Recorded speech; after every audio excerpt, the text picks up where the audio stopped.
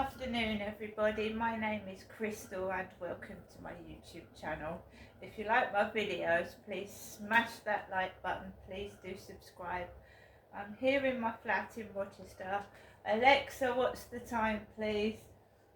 It's 3:12 p.m.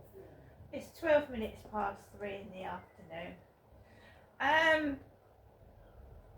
The Hyde housing guy that fixed my alarms was brilliant, and he's also fitted spotlights for me, and I'm very grateful because I've been without proper lighting in the back of my flat for months, and I'm very grateful to the guy that came out and put spotlights in for me. He went out of his way, and that's really kind of him. So I was sat in my flat. He did the smoke alarm in the kitchen area first, then he moved over to the carbon monoxide alarm in the living room, then he did the one in the hallway, and he had a ladder. I don't have a ladder in my flat, so I couldn't have got up there to fix the spotlights, but he did tell me where you can get them from B&Q, and I would imagine Wickes as well. So I'm going to keep these spotlights that he left. So he replaced 4 of my spotlights. I've been living without proper lighting in the back of my kitchen for donkey's ages.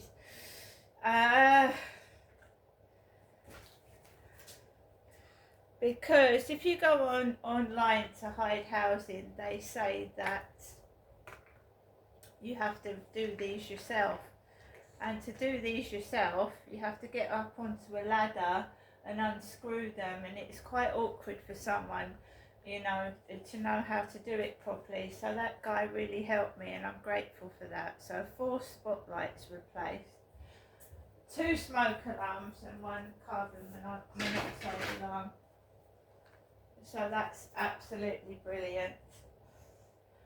So when he got up the ladder, a guy called Derek was on the end of the phone, because he took a mobile phone conversation with a guy called Derek. And that was the name of my late father. He was called Derek. He also mentioned Linda, and Linda was my mother's sister, Jennifer's sister. Well, Linda is my mum's sister, the name of my mum's sister. So references to Jennifer's life again. Derek was her husband and Linda is her sister. So I'm trapped in this prison.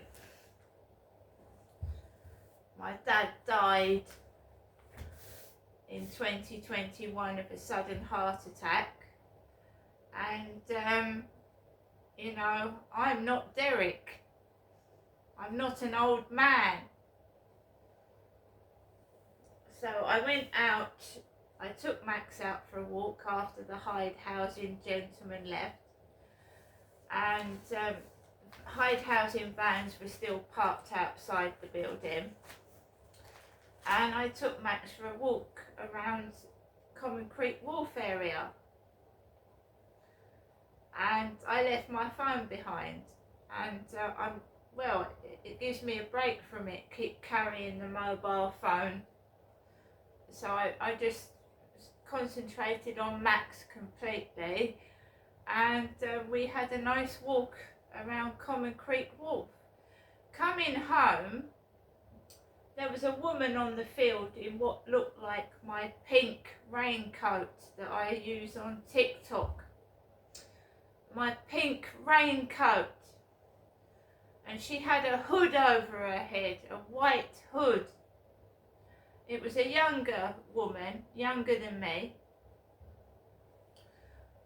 Before I'd left the flat, we had this Sergeant Williams asking all sorts of questions, and you don't give them the right information, you don't tell them what they want to know.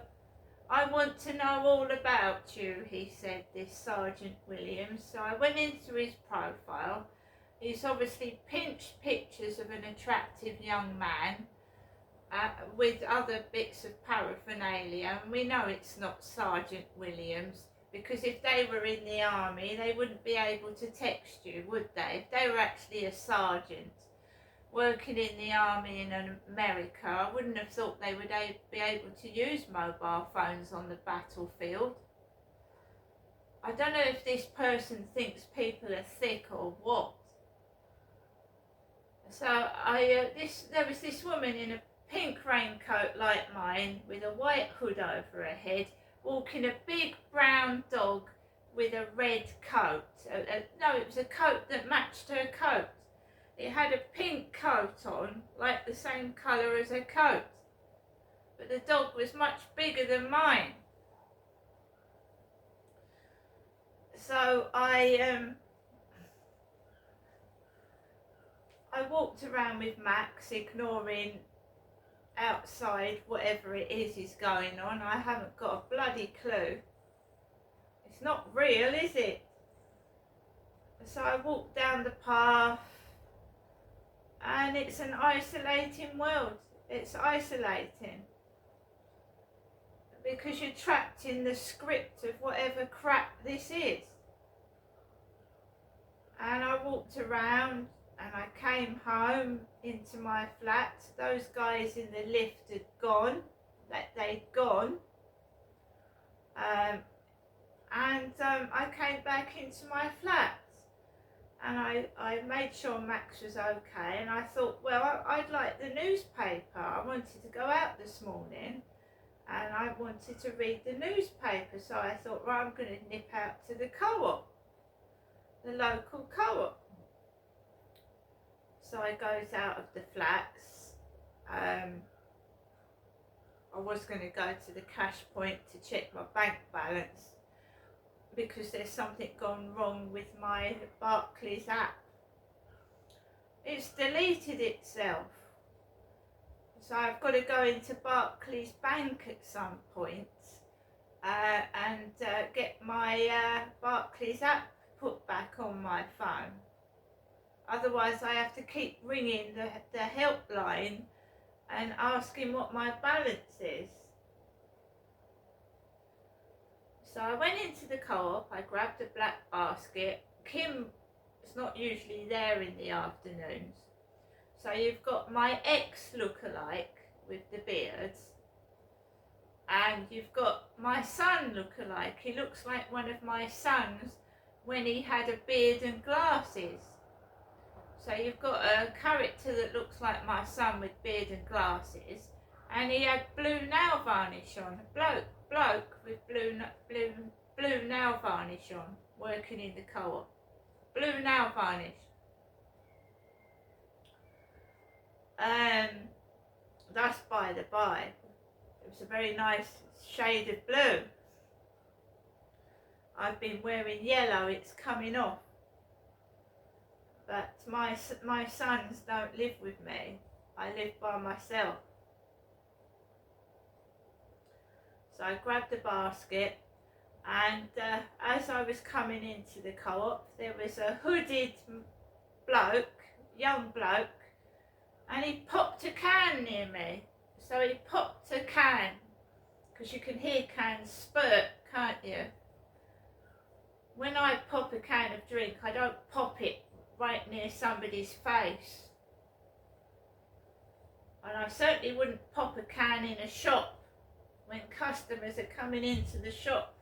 So this guy was popping a can as people were coming into the store, which is very intimidating, isn't it?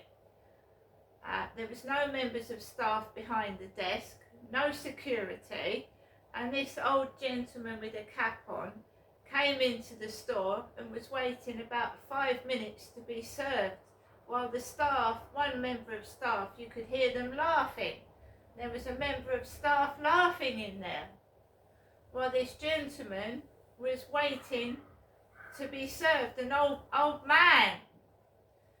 Whereupon I'd gone to the self-service checkout with what I'm going to show you in a minute. I went to the self-service checkout, and when finally an assistant was behind the counter, I got my scratch cards. So I just take it easy. I just ignore the stupidity that's going on. I ignore it. I don't get cross. If people want to be rude and there's no service at the till, I'll use the self-service checkout. Simple. They want a reaction. People want a reaction. They want you to be distressed. They want you to be upset. They get satisfaction when they've upset you. So you ignore them. Those two idiots in the lift, I ignored them and they pissed off and went on their merry way.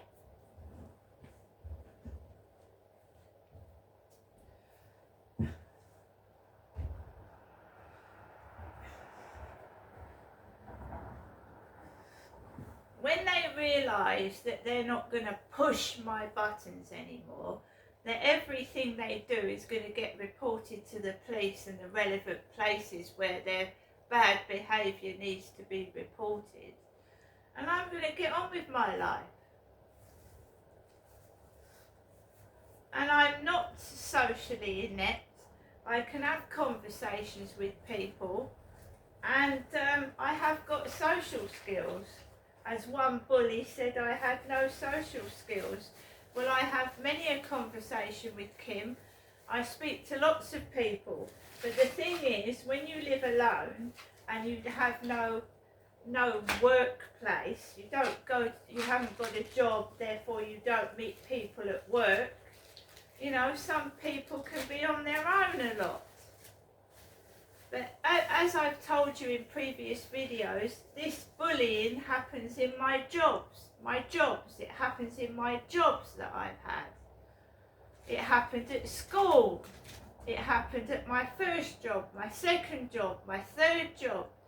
It happened when I was married. It happens outside. It's been going on for a long time. Therefore, the police need to find out who's instigating it. So I was in the co-op on the 15th of April 24 at 10 to 2 in the afternoon. Now I don't have a job. I can't work because of sexual harassment and bullying. And it does affect your mental health if you let it.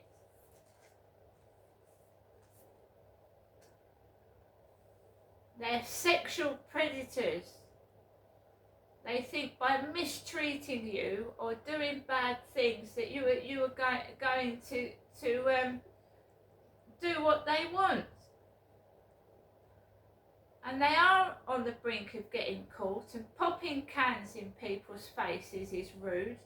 Farting or belching when someone's actually walking past on purpose, and it is done on purpose.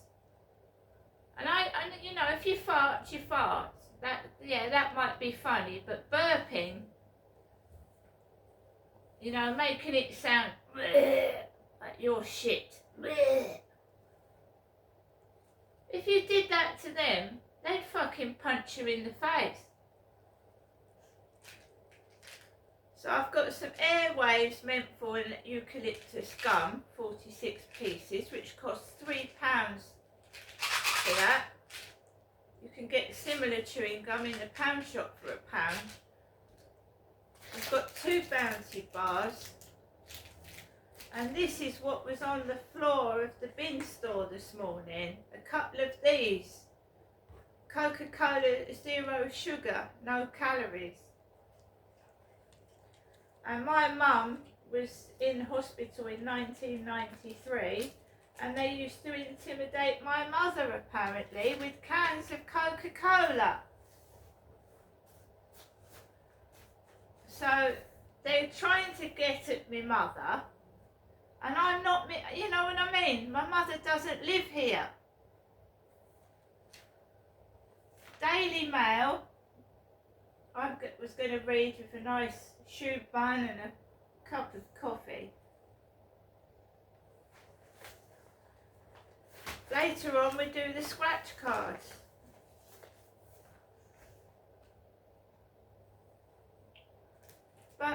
you know, what is the point of behaving like scumbags? What is the point of it? What does it get you really in the end? If you're nice to someone, they probably help you and give you things. When you're nasty and rude, they avoid you like the plague and think you're a nutter. Basically,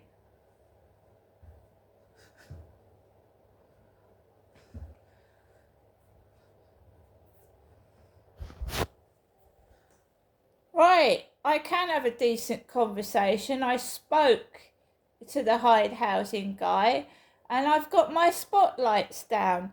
So whatever twit said I was lacking in social skills, it's obviously lacking in a few brain cells. See you later.